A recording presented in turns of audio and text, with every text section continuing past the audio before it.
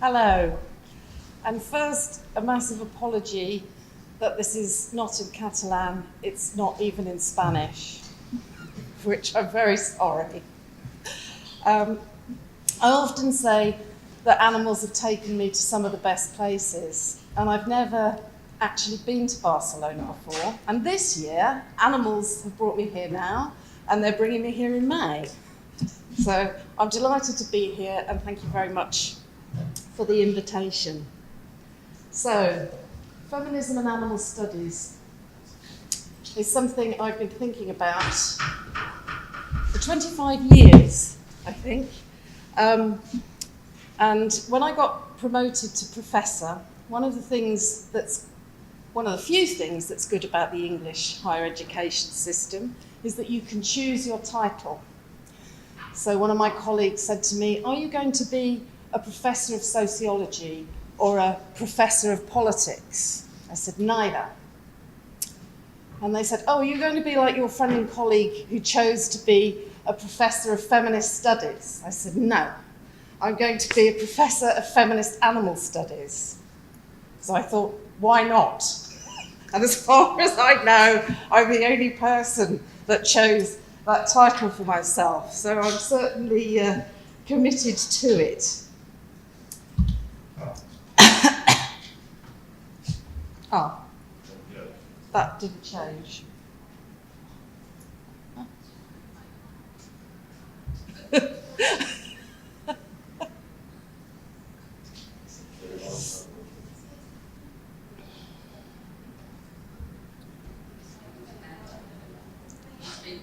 Louder.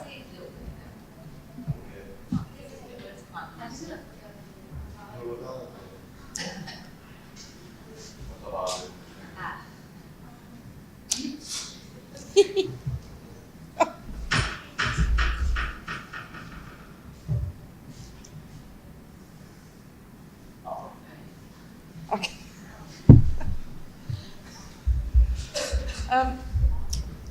The eco-feminist philosopher Val Plumwood is somebody who I have agreed and disagreed with at various times, but have kept on reading really throughout my academic career. And some of you may know that quite a long time ago, Val Plumwood was almost killed by a crocodile. And she wrote a paper, which you can easily find online, about this experience, which she titled "Being Prey." So Val Plumwood has talked about human superiority over nature, about our relationships with other creatures as one of dominatory power. However, here she is in her native Australia, canoeing, when she feels she's being watched. And a crocodile comes towards her and she thinks, "I can't believe it, it's going to attack me," which it does. 3 times, it drags her under the water and spins her round in a death roll. And Val Plumwood has a very un-Val Plumwood moment and thinks, "This should not be. I am not food because I am human." And she says in Being Prey, this is a really good illustration of how, even when we try and contest our superiority over other creatures, in a dire emergency such as this is what we resort to. I'm not food. Other creatures are food for me. I'm the top of the food chain. She survives, which was quite miraculous. She was very seriously injured. And the rangers in the park where she'd been canoeing said, "This is a rogue crocodile. We must kill it." And Plumwood says, "Absolutely not. I was in its territory, and he obviously thought I would make a very good meal." So luckily, they both survived the incident. This is often, of course, not the case. But questioning our superiority in various ways has been my ongoing preoccupation. Is this going to work if I tap this? Yeah? Cool. Okay, so this is what I'm going to be focusing on. I'm going to talk about the different kinds of feminist positions on what Derrida would call the question of the animal, the different kinds of animals that I have been concerned about. I'm also increasingly interested in human beings. I've spent much of my career thinking about human relations with other creatures, but I'm now really thinking about what it means to be a human animal, if we want to use that term. So I'm thinking also in this talk about the relationship between feminist approaches to animals and approaches which don't identify as feminism. I'll say a little bit about my own perspective and my own approach. And then I'm going to talk about the different kinds of animals and relationships that I have looked at through what I see as a feminist animal studies lens. So certainly this critique of dualism, which is outlined very nicely in Plumwood's work, has influenced a range of feminist perspectives on human relations with non-human animals. And such approaches have been very interested in the ways in which certain groups of humans in certain times and certain places are animalised. There are inferior orders of humanity, says Plumwood. So often those who are colonised become inferior, and at times different groups of humans may be reclassified as less than human or as animal. So famously, in Nazi Germany, Jewish people were referred to as vermin, as lice, as rats. During the Rwandan genocide, Tutsi people were referred to as cockroaches. So this reinscribing of the human as animal is an intersecting form of oppression. And certainly those who are seen as closer to nature are often animalised. So historically, in the West, women have been subjected to discourses which animalise them. They are closer to their biology. And this is still a discourse that influences us today. 2 weeks ago, a colleague of mine, male, got very cross with a number of female colleagues and said, the problem is there are so many women in this department in their late 40s and early 50s. Yes, women of a certain age are seen as problematic. They're subject to their biology, linked to their biology in ways that men are not. More fool him is what I say. I'm also going to think about the Western tradition and the way in which it prioritises reason.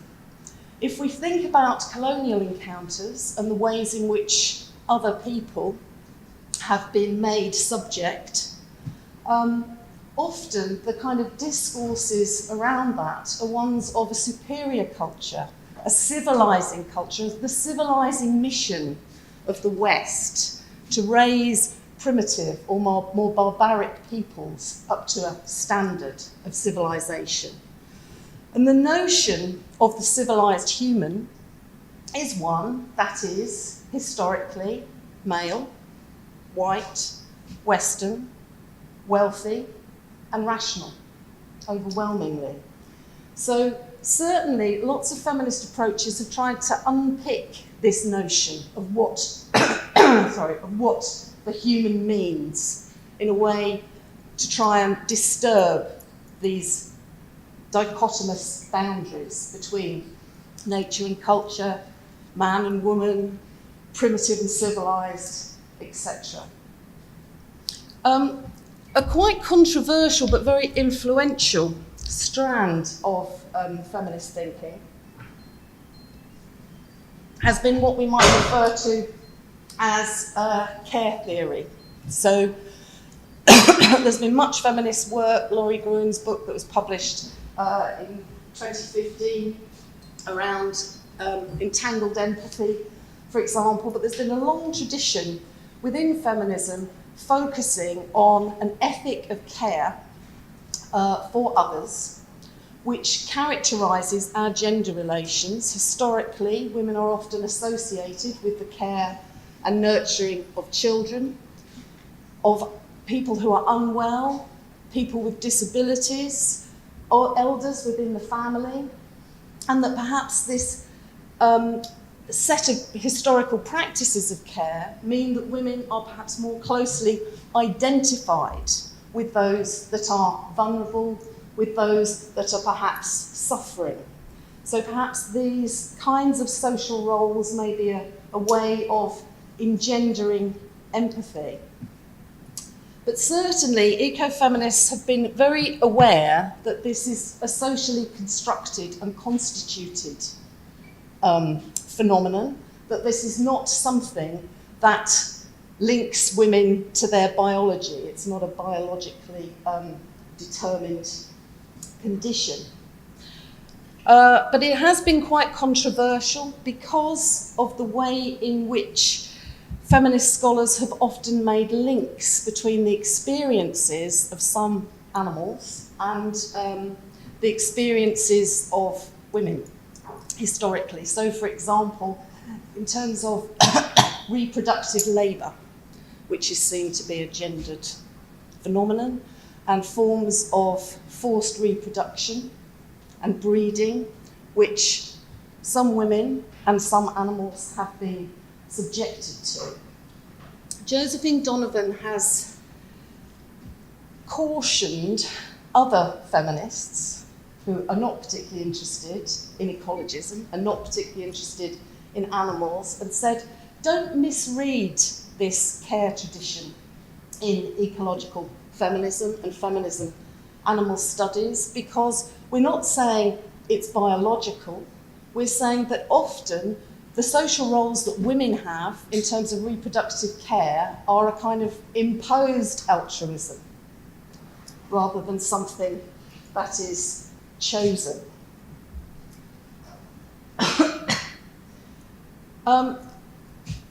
Another issue that feminists have focused on is the idea of time and reproductive time. So somebody like Mary Mellor in the UK, for example, has talked about how in many cases women's labour is tied up with the reproduction of biological time rather than the reproduction of working time. So frighteningly, because I teach material on gender and politics and gender and sociology, and I provide statistics from the UK, 1970, before the Equal Pay Act, and you have women overwhelmingly undertaking reproductive labour, and then you look at the most recent studies and they show that when it's care of young children that we're focused on, it's overwhelmingly women who are undertaking these reproductive roles. Lots is said about changes in the household and men undertaking different forms of domestic work, but in terms of the care of elders and the care of young children, that is absolutely as frighteningly gendered as it was 50 years ago in many ways. Feminists have also been interested in the notion of dialogue between species. And people like me are quite taken with the ethologist Mark Beckhoff's notion of minding animals. So Beckhoff tells us that when we mind animals, we are relating to creatures which we assume have mind, have views about the world, opinions, however we consider those opinions, have interests, but also we are, as humans, to be conscious of our history of dominating behaviour and to mind for them, to care for them, to engage in these kinds of practices. And Josephine Donaldson says, perhaps it would be helpful for feminist approaches to move away from this notion of care, because we've got into quite a lot of trouble with it, because it's been seen to associate gender relations with the biological, and move away to a notion of a dialogue which we engage in with other creatures. And engaging in dialogue does not mean speaking, because that's the key Western human notion. Do you speak? If you can speak, you can politically articulate your interest. But to be mindful in the sense of putting ourselves in the shoes of others, or the paws and hooves of others, and thinking about what might matter to a creature from its own point of view. And for somebody like Beckhoff, other species continually are informing us what they think, how they feel, how they understand the world. We just have to learn to watch better, to listen better, and to be more attentive to the world. One of the things that has also characterised feminist approaches to the animal is that feminists disagree on many things. So certainly for somebody like Val Plumwood, she's been very critical, hostile even, to vegan feminist animal studies work, and said that this ignores cultural differences at its peril, and has suggested that we should have an ecological animist position which is more respectful of other cultures. And I do think the diversity of feminist approaches is a difficulty, but I think it's something that other critical approaches to looking at our relations with animals could really learn from. So I associate myself, as well as calling myself a feminist animal studies person, I associate myself with critical approaches to the study of human-animal relations. But I do think there are some problems with critical animal studies, or CAS approaches, that a good dose of feminism could help with. So in terms of the critical animal studies literature, I can't believe that we're still very much tied up with the kinds of ideas articulated in the 1970s and early 1980s by people like Peter Singer and his utilitarian approach, and perhaps more so Tom Regan and his animal rights theorisation. And sometimes when I read critical animal studies literature, I really think Greta Gard is right to say that all the observations made by feminist scholarship about human relations with animals seem to have been ignored. That's one of the reasons that I chose to call myself a professor of feminist animal studies, to be honest. Because really, a lot of feminist scholarship talking about human relations with the natural world, talking about human relations with other creatures, is really intersectionalised. So it's talking about the way in which various kinds of differences, various kinds of hierarchies make each other up, overlap, don't necessarily complement each other, may pull in different directions. So while the American sociologist David Nibbert, who I have a lot of time for, talks in his work about how oppressions are entangled, it doesn't come through strongly enough for me. I finish a David Nibbert paper or a book, and I think It's all about capitalism for him. Where's the other stuff that we need to be considering? And of course, critical animal studies has been very critical of what I would call uncritical animal studies. And I'll give you an example of uncritical animal studies. I was at a conference in Sweden, in Uppsala, and a historian, male, was talking about elephants and the history of human relations with elephants. And he gave us all these horrendous pictures of dead elephants that had been shot in the 19th and early 20th century by Dutch and English colonialists. And he never once mentioned colonialism, and he never once said anything critical about the slaughter of these creatures.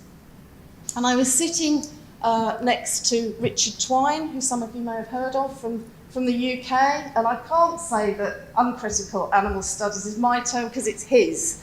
And he pushed, I was tutting, and he just pushed a piece of paper towards me, capital letters, "This is uncritical animal studies."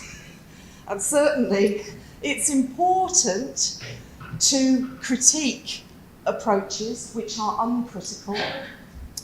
Sometimes I do think that critique doesn't take account of some of the more positive elements of somebody's work. So Donna Haraway is somebody who I have to read in paper form, because if I read her on the screen, I'd probably hit the screen. So one minute I agree with Haraway, the next minute I throw the book across the room in a more or less violent manner, but I keep coming back to read what she has to say, because I do think she has some important observations that can rescue us from despair in looking at some chinks of light, I would say, some of the positives that we might take from our relationships with other creatures. But generally, when I read Cass' work, I think it's not properly intersectional because it is overwhelmingly focusing on a critique of capitalism. It doesn't say enough about colonialist practices in terms of our treatment of other creatures, and it has very little to say about gender. It's like all that work, Carol Adams' first paper on gender and meat eating, 1976. So all that history is sometimes rather forgotten. So why I throw Haraway across the room and then go over and pick her up and carry on reading is because that's my experience in many ways of being a feminist scholar. I am often challenged with things that I find very difficult to take on board. And I do think that within feminism, there is quite a high tolerance of diversity in terms of practical politics and in terms of theorising, explaining, engaging in empirical research. And feminism has produced, I think, very rich accounts of the gendering of species. So I was talking about this yesterday, actually. I remember doing my master's programme at the London School of Economics. I walked into the bookshop and Carol Adams' Sexual Politics of Meat had just been published in the UK. And I took it off the shelf and I thought, wow. So I sat on the floor and I started reading, and the woman behind the counter came over and said, "Are you going to buy this book?" And I said, yes. And I sat there for 2 hours and I read the whole thing, at which point she said, "You are going to buy this book." Which I did, of course. And when I left, I was elated. I thought, I'm not crazy. Somebody sees the world in the way that I do. And certainly, we are seeing increasingly some very rich and complex accounts of gender and species relations. Now, the problem with trying to do intersectional research is trying to keep all the balls in the air at the same time. So people like Manisha Decker have said, yes, there's some great stuff on gender and species relations, but sometimes the ways in which those relationships are racialized gets marginalized in feminist accounts. So that's always a kind of criticism to be aware of, and that I'm very much aware of. But I think what ties together a lot of feminist work on animals is this critique of male rationality undergirding patriarchy, and the way in which this has influenced so many kinds of relationships of social domination. Also, within feminist approaches, there is more of a question mark than in much of critical animal studies around the notion of abolitionism. So the idea that in ensuring rights and liberation for animals, we leave animals alone. And this is where Donna Haraway gets picked up in the corner of the room, because one of her most important observations is she says, every being is a multi-species crowd, and some of those species may cooperate. I'm thinking of the bugs in my gut, for example, which are very different kinds of creatures which we have different kinds of relationships with than sad elephants in the Barcelona Zoo.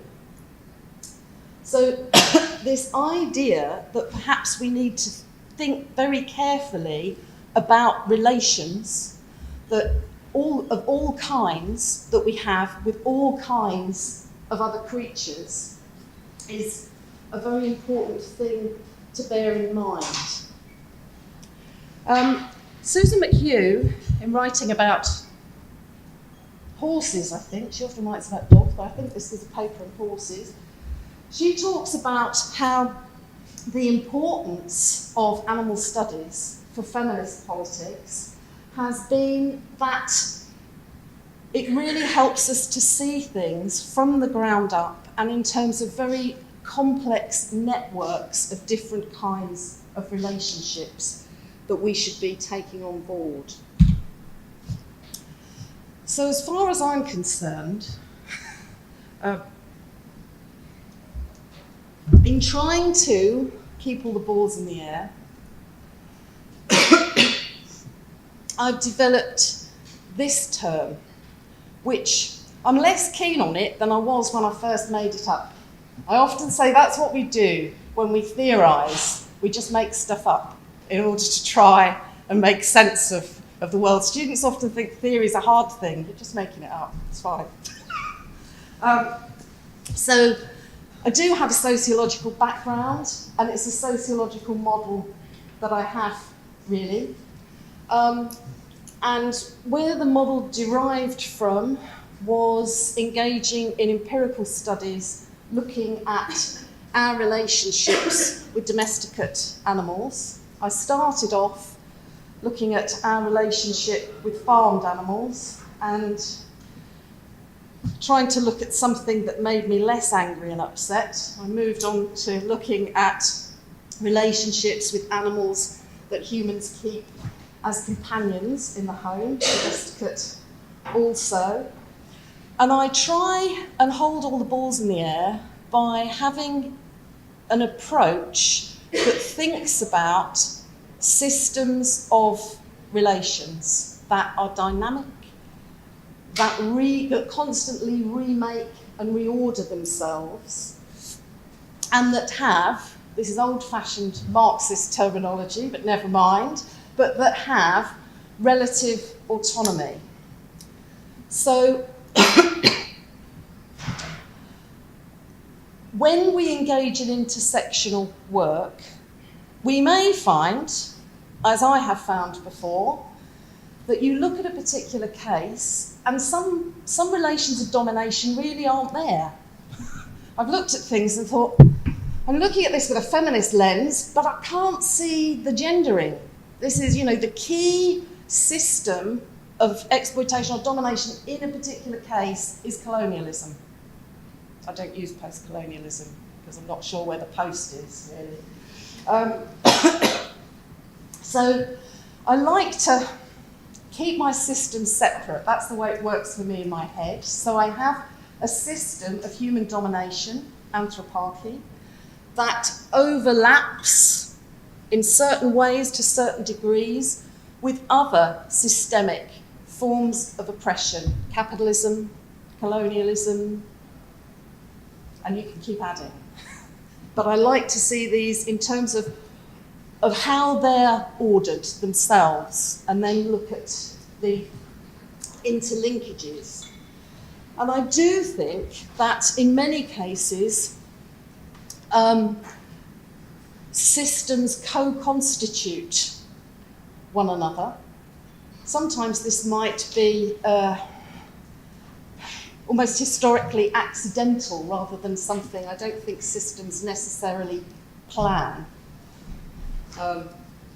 But certainly they can find ways of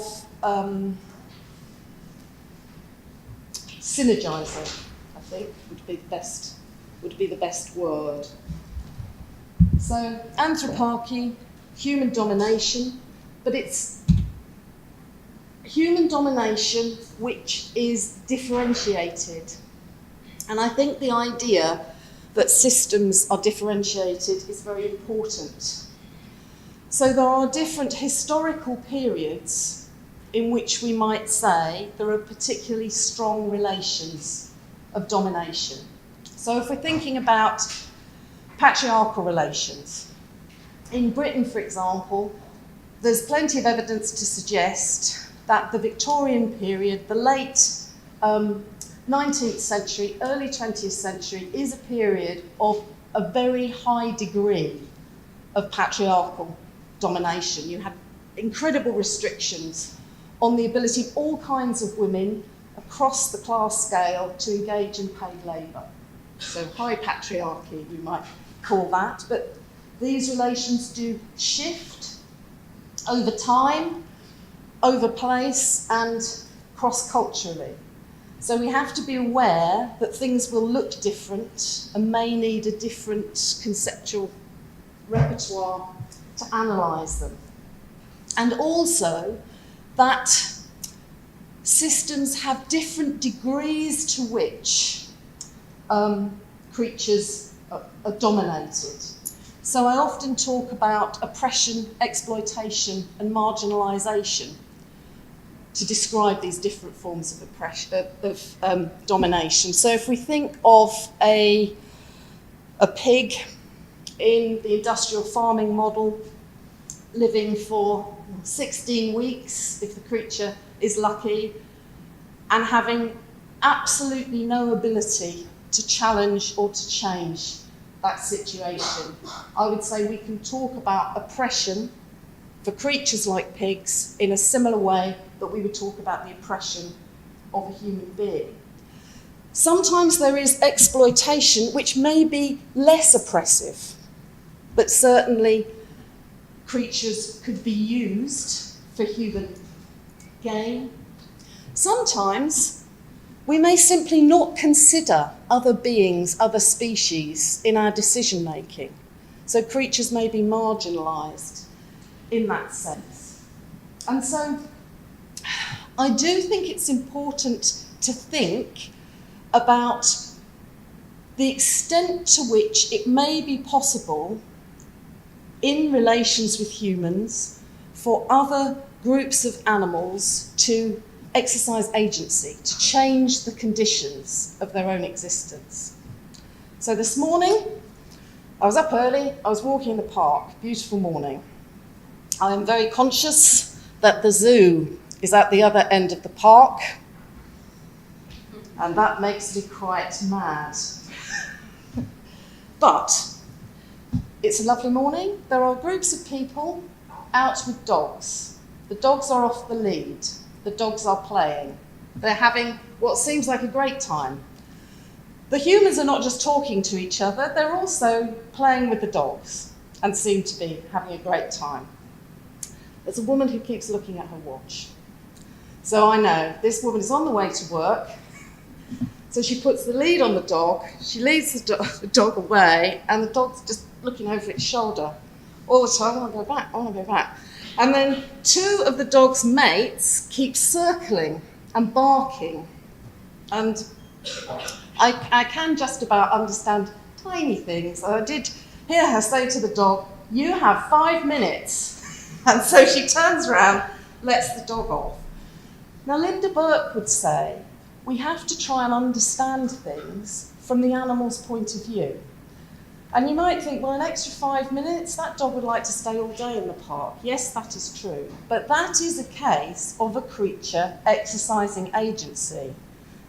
She knew he didn't want to go, his friends didn't want him to go, so at least he managed to negotiate. Or collectively, an extra 5 minutes was negotiated. But when I think of the creatures imprisoned in the zoo, there's no negotiation that could possibly happen. So different degrees affecting different species in different, institutional circumstances in which they find themselves. So I think domination is differentiated. It also happens in different spaces and places. So in trying to think about this and conceptualise it, I talk about these four. I used to talk about production and reproduction, and then I thought, no, there's too many overlaps. We'll just put a slash in there, reproduction. Culture, violence, and polity. And so I'll just say a few things about these. Now, I may well be preaching to the converted here, so I don't need to show you the horrific figures, because we all know the millions, the billions who are killed every year for food. And of course, the global figures, you just take one look at Meat Atlas and feel complete despair at the numbers of creatures that are killed. But of course, creatures can be killed because our political systems enable that.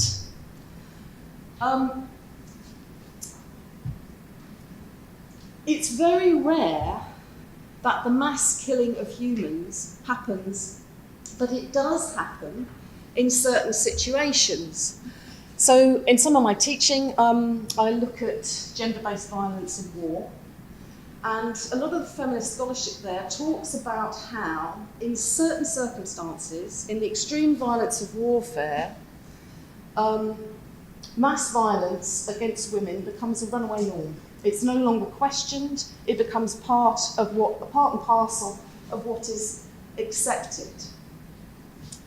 But where our relationships with non-human animals are concerned, violence has been a runaway norm.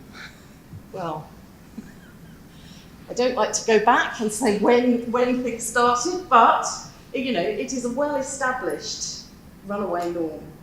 And we live in societies in which the law defines who is included and who is excluded. So one of the concerns of people like me about the odious UK government and taking us out of the European Union is that food animals will no longer be defined as sentient creatures, because there's no British law that covers that. It's covered by European Union legislation. And do I trust the current government of the UK to do the right thing? I absolutely don't. In fact, I presume that it won't.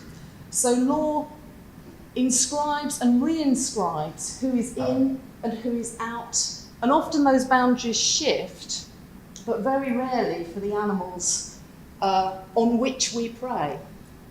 essentially.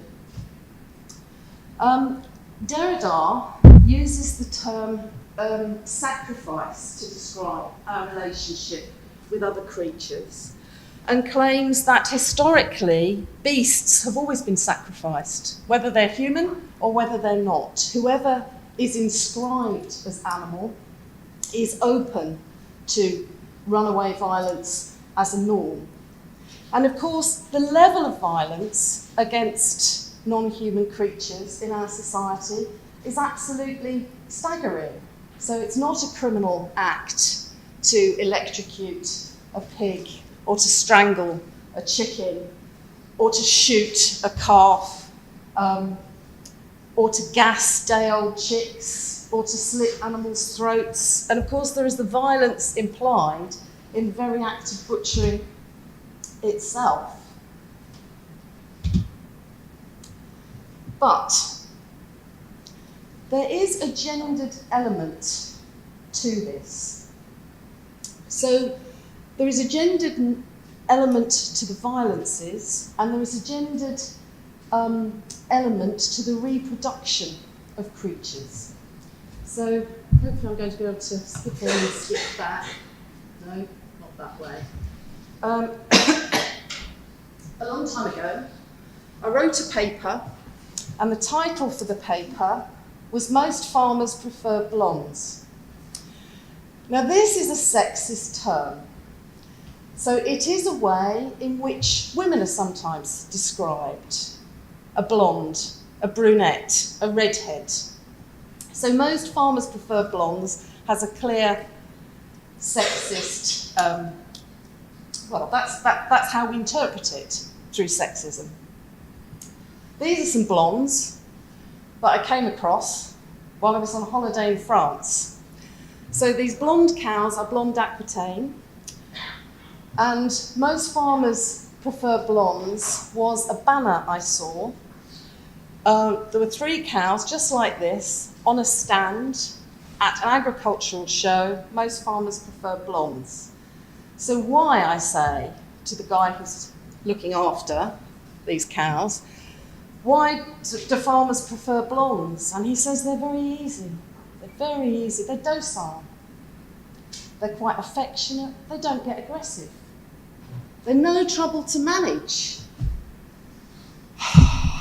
So I think this is also, a deeply gendered notion. And if you were to look at breeding catalogues that agricultural companies have, there's incredible gendering in the way they describe their boars or their gilts. They're absolutely bred for reproductive capacity and reproductive exploitation in very traditionally gendered ways. Whoops, wrong way. And certainly if we looked at the division of labour in agricultural production, specifically in the production of meat and the killing of animals, there are real intersections of class, of gender, and of race here.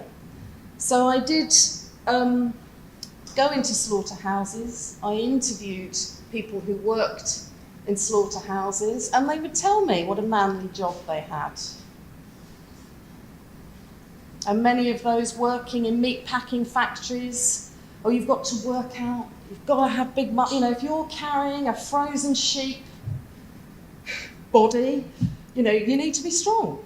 So it's it is a macho culture.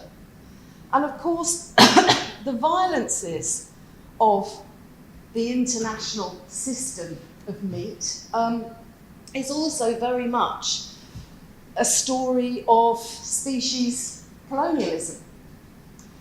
So actually, much of the cattle that are bred in the meat industry around the world come from Britain. They come from England, actually, overwhelmingly. And there is a whole colonial tale about the replacement of one breed of animal with another that is better for meat production. And of course, the Western model is something that is increasingly moving around the world. So even in a country with cultural restrictions on meat eating, such as India, even in states of India where the population is overwhelmingly vegetarian, they are now engaging in industrial chicken production. So a small welfare move within the EU, but then we have increased production elsewhere, and it definitely is a colonial model. And of course, there is also the intersection with the environment more broadly. So a lot is made of the UN's Livestock's Long Shadow report, but only recently in the British press we've had reporting of the extent to which meat and dairy consumption is deeply problematic for the environment, and in terms of curbing global warming, something must be done about it. And in terms of species diversity, meat production is perhaps even more problematic. So there are many ways in which these violences cross-cut. And interestingly, for the blonde cows, one of them at this agricultural show was called Erika, which is not a very popular name in the UK. And I was quite surprised. She was also the worst behaved, I was pleased to note.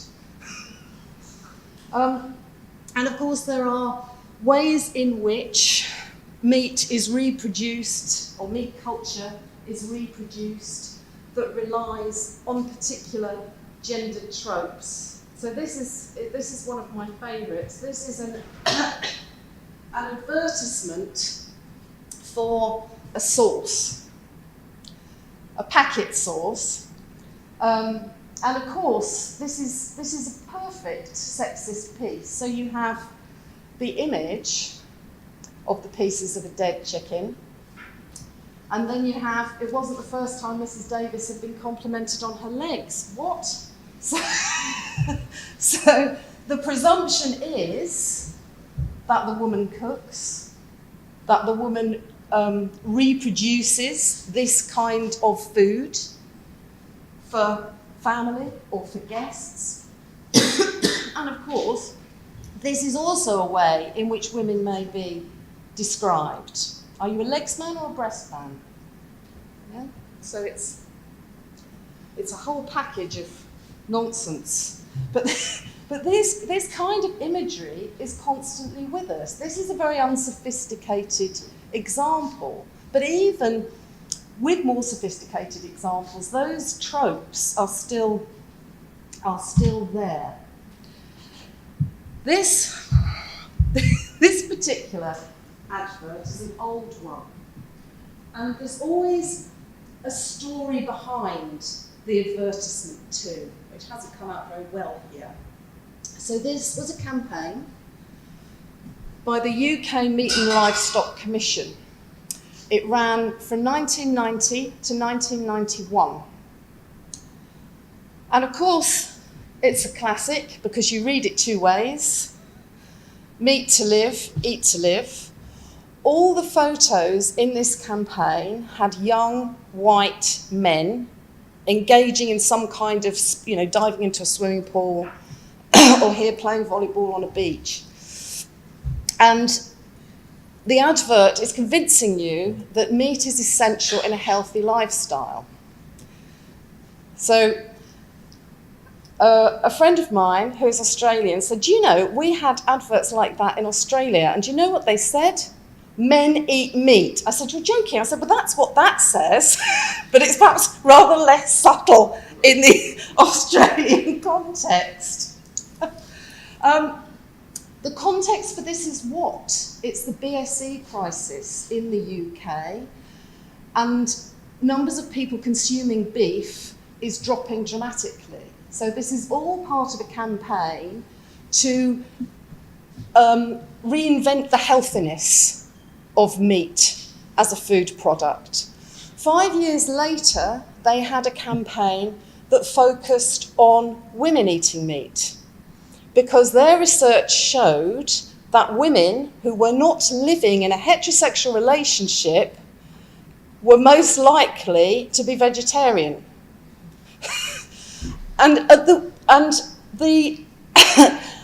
This campaign was referred to by the Meat and Livestock Commission because I interviewed somebody who was responsible for the campaign.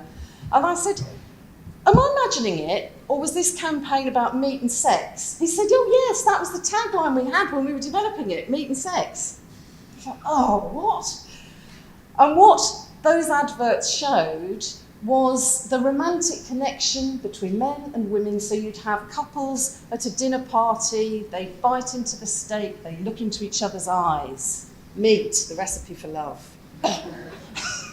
So deeply gendered cultural phenomenon that we are dealing with.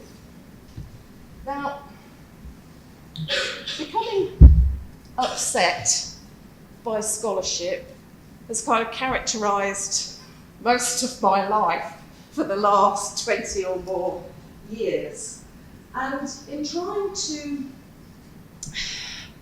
get less upset, rather than go around slaughterhouses, I thought I might hang out with people and dogs in public parks, and that this might be a less traumatic experience.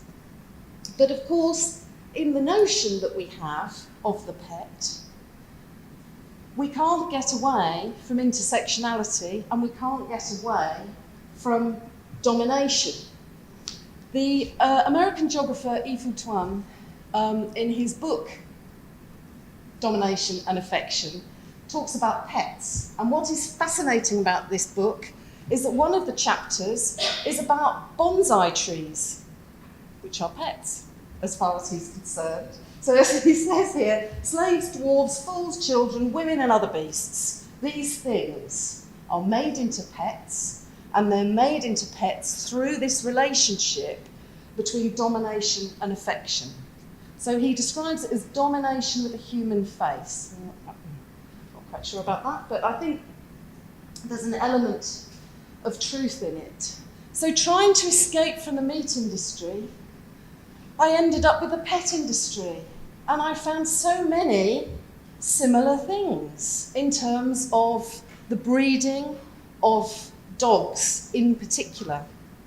And there are also racialised elements in terms of the purity of the breed of dog, which are really quite worrying. And this is where I have thrown Donna Haraway aside, because she talks about the breeding of different kinds of dogs as though this is unproblematic and not a racialised, colonialised set of projects. And of course, being an animal before the law means that you are incredibly vulnerable. So in Britain, we do have breed-specific legislation. The Dangerous Dogs Act 1991 was rushed through the House of Commons at high speed because certain types of dogs, bull breed dogs in particular, were seen to be biting children. So that as soon as there was a dog bite, this was covered in the media, moral panic, piece of legislation that outlaws various breeds of dog. And what's particularly dangerous about it is that a member of the police service and a magistrate just have to think that a breed of dog contains a strand of a brand breed, and that dog can be taken and it can be killed. This is nothing compared to the killing of cows, sheep, pigs for the meat industry, but it's still around 1,500 creatures being taken and killed under this legislation per year.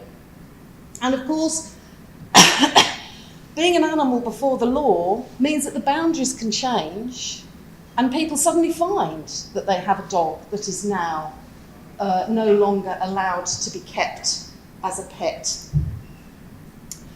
Of course, there is also the systematic overproduction within the pet industry, which means that so many animals are abandoned. So it is shocking to think in the United States that the average life of a pet dog is 2 years. And where I live, many people have commented about how rarely you see old dogs, which I hadn't noticed, but now I'm obsessed with it.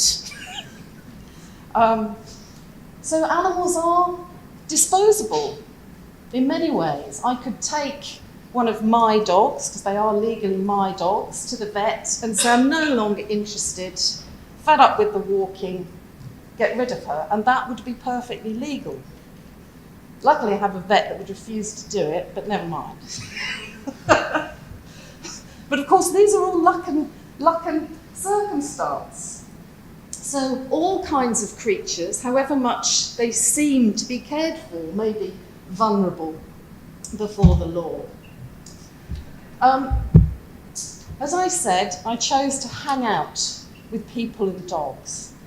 I did a year's observation in a public space of what I encountered whilst being out with the dogs who live with me. I interviewed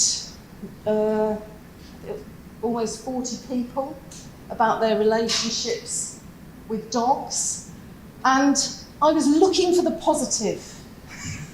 But I found all sorts of things that weren't quite so positive. So all the people I spoke to, all the people I walked with their dogs and with my dogs, were people who cared for dogs because they walk with them every day. But nevertheless, they encounter stories that are really not great. And some of the stories are about the ways in which creatures are weaponised, or there is an attempt to weaponise animals. So in the first case, you have a woman talking about dog fights in this public space, which we all inhabit, which is something I didn't know. But because this woman lives on a boat right in the space, she experienced that. And this one here, we work with a woman who's got a dog that she claims to be pit bull Shar-Pei cross. Pit bulls are illegal in the UK. They're one of the dogs banned under the dangerous dog legislation. He's a bit naughty. This woman says, "What do you mean?" He's too strong for the woman to walk. He sees another dog and wants to attack it. And the woman can't walk him with a muzzle on because her bloke wants to walk him down the street and confront other pit bulls. And I think here we have an example, if it works, of the weaponising of dogs in the United States. And sometimes these are people who are worried about having their house burgled or about being attacked. And this is one response to it. And it is the British documentary maker and journalist Louis Theroux, who is not the most macho of men. Let's see if this works. Oh, the blue one, okay.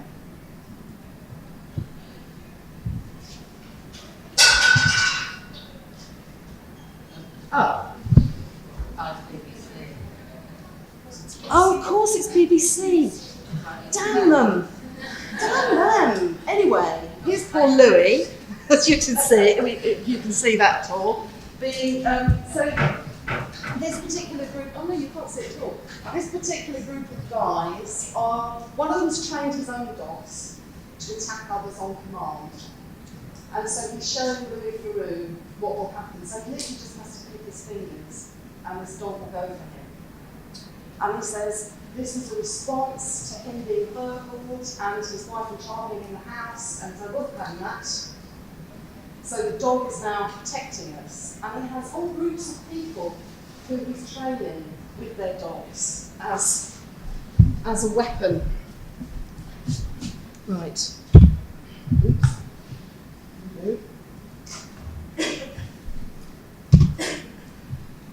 But of course, we've weaponised animals for a very long time.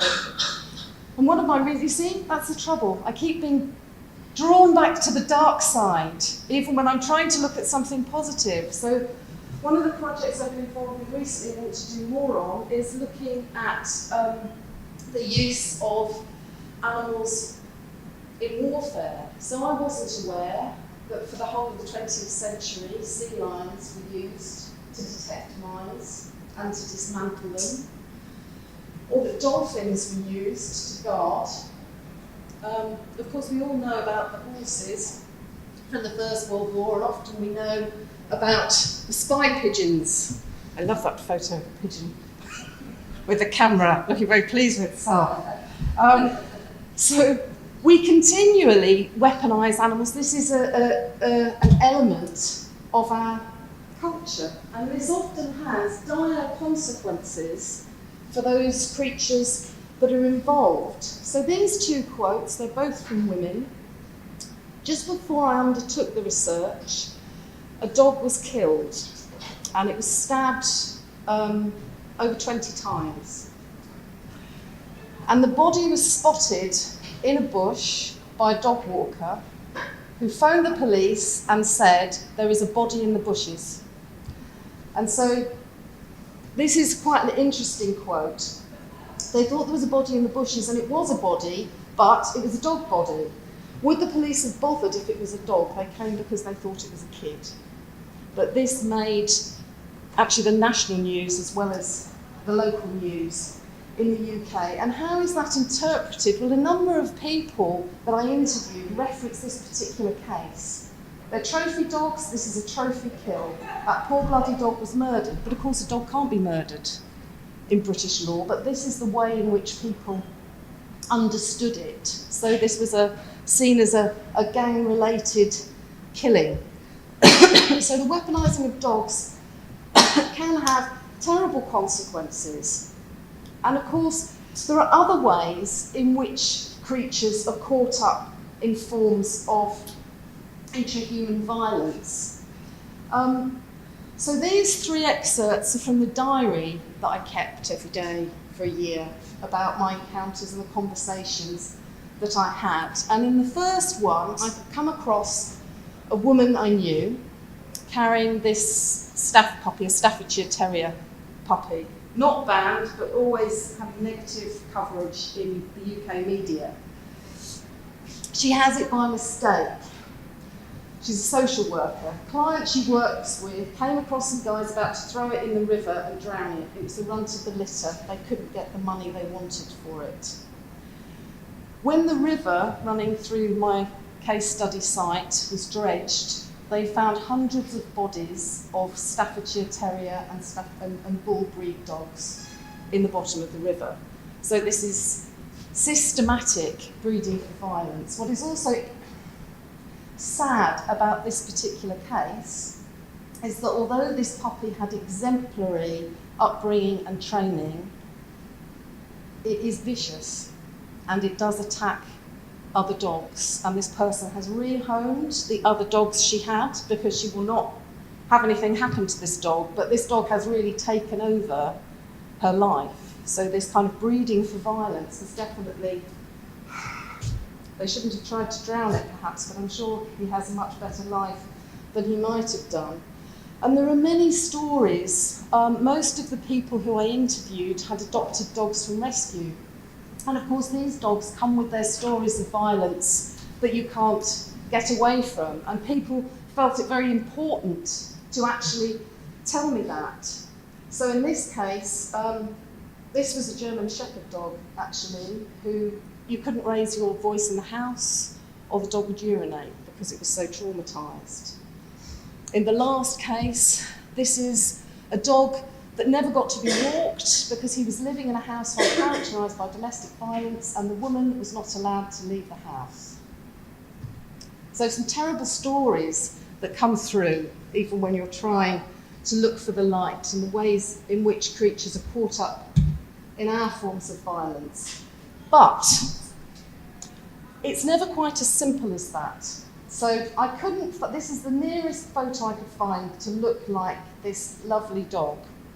But the dog is, massive, as high as this table, huge head, looks incredibly threatening.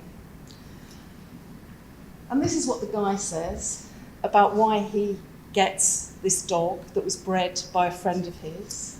I've got 3 wimpy teenage boys. Where we live's quite rough. I knew having a big dog would give them some local kudos. So he says, all you have to do is attach the wimpy child to the dog, and then suddenly his children aren't beaten up on the way home from school. They're not intimidated so much. So, well, it's not weaponizing, but it's dealing with cultures of violent masculinity and trying to contradict them. He makes a huge impression on the local idiots. And I have to say, all my stereotypes came into play the first time I encountered Elmo. I took one look at the dog coming towards me and thought, oh! And then realised he was the softest dog you would ever hope to meet, but made a huge impression on this idiot the first time I saw him too. And there are other issues around gender that I wasn't expecting to find in the way that I did. So in this case, you have a woman that is frightened because somebody's following her in the early morning when she's walking the dog. And this is it. What's interesting in this quote, he wasn't dressed for walking and he wasn't with a dog. And the number of women who said that what you don't want to meet is a man without a dog. So I put this one up to remind me of the sort of dog that went missing here. Maud disappeared when she was being taken for a walk. Her 2 female owners absolutely distraught. So there they are, 9 o'clock at night in December, which in the UK is dark, certainly if you're out of town.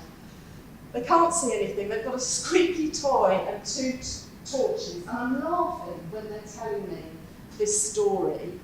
They're calling the dog's name, slipping around in the dark, and then out of nowhere, this man appeared, and her partner interrupts and says, without a dog, he freaks out. So that a man without a dog is a threat. And the majority of the people I interviewed were women, because the majority of people walking in London's largest park, which is the Lee Valley Park in East London, are women. But, again, there is a chink of light. So in this case, this was a woman who hadn't been very well, had lost a lot of confidence, and was worried about going into public space on her own. I saw the marshes as a dangerous place, somewhere you wouldn't go, not on your own. But now I have Millie, I'm out all the time. So this has been transformatory for this person's life. Of course, there is a question about Millie and Millie's life and the extent to which she has agency. But this is another interesting one. This is a man. I'd miss having a dog. I'd feel excluded from here because of my own worry with seeing blokes without dogs wandering around. So for him, he wants to be a man with a dog because he understands that women may fear a man without a dog. So it's so this is kind of a form of exclusion too. But it's interesting. I can't imagine feeling comfortable unless I had a dog with me. Just to finish, about these chinks of light in the darkness, I think we do all need that. Certainly, thinking and writing about human relations with other species, engaging in activist practice around human treatment of other creatures is stuff that breaks your heart. When I was looking at the Animals and War project, I never imagined that I would end up reading blogs written by ex-military servicemen. Didn't imagine that. It was predominantly US Marines who had been in Vietnam and who had had to abandon their dogs. And my son would come home from school, come up and say hello, and I'd turn around and I'd just be streaming with tears. And I can't even read that paper without crying. So certainly, many of the things we encounter are incredibly painful. This idea of scholarship that breaks your heart, Caroline Nolan has used it, but I found she plagiarised. And it was Ruth Bahar, I think, is the original source. And she wrote about anthropology that breaks your heart. And she says, when you're observing, you are vulnerable. But I think despite that, and despite the horror of the relationship of humans and many other creatures, that we have to also pick Donna Haraway up from the corner of the room and think about what else might be going on. So despite being so uncomfortable, trotting past the entrance to Barcelona Zoo, where they've used completely inappropriately that quote from Jane Goodall, who doesn't agree with zoos. Despite that, I leave the park smiling because of that dog that turned round and had his mates running around and got his extra 5 minutes. There were always some kinds of glimmers of light. And there's also incredible love between the species. That's certainly what I found when I talked to people about their relations with companion dogs. And the one question I absolutely couldn't ask was about an animal's death or about an animal's aging, because people, it didn't matter their age, their gender, their social location, everybody would start welling up. And I thought, right, I'll have to have a completely different project to consider the grief that people may have at the passing of an animal companion. I also found that there was a lot going on in terms of relationships between people walking dogs and the dogs that they were walking with. And that's also why I left the park with a smile this morning. Because of the people chatting, playing, because of the games that the dogs were getting up to, and I thought, I bet they're here every morning in this particular slot. And all kinds of other things end up happening as a result. So in my study in East London, I found people walking other people's dogs if they were ill. If somebody had an accident, they might do all sorts of things, do their shopping. So it became a community that was not just formed because people liked other people. If you live with a dog who is as nervous, potentially aggressive, and really difficult as one dog that I live with, you will know you can't hang around with anyone, because Ruby decides who I will walk with, who I will talk to. Other people I have to wave at from a long distance. So those communities of people and creatures are formed through the agency of animals that are not human, as well as our agency. And also, what characterised my interview data was that people couldn't stop laughing. Sometimes I laugh over my own data. I do this a lot, which wasn't very helpful. British sociologist Nikki Charles, in a study that she undertook, talked about this laughter in her interview data, and she said that she thought it was embarrassment. People were embarrassed about talking about the close relationships they had with creatures that they lived with in their homes. Could be, but I wasn't sure, because so many people said that they laughed with their dogs, that Many of them said that their dogs had a sense of humour. And I thought that was there's a lot of levity there, despite all the dark tales, some of which I've shown you here. But I think all the time we have to hang on to those positive elements in order to be able to cope with the ways in which patriarchal, colonialist, capitalist relations and systems fundamentally exploit non-human creatures. That is